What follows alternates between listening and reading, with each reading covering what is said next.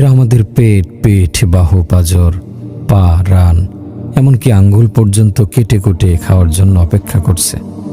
এদেরকে সেই মহাপরাক্রমশালী আল্লাহ তাআলা সৃষ্টি করেছেন, যাকে তোমরা অপেক্ষা করে উদ্ভ্রান্ত জীবনযাপন করছো।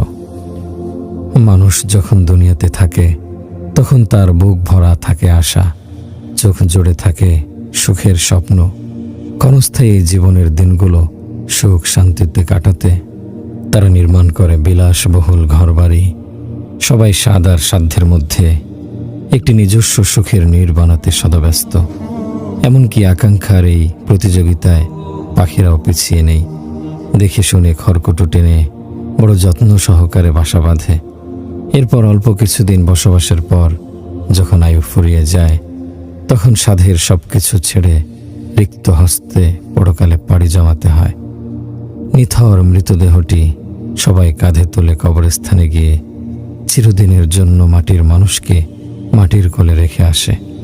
সেখানে সে চিরনিদ্রায় শায়িত থাকে, আর কোনোদিন দুনিয়ার আলো বাতাস তাকে স্পর্শ করতে পারে না।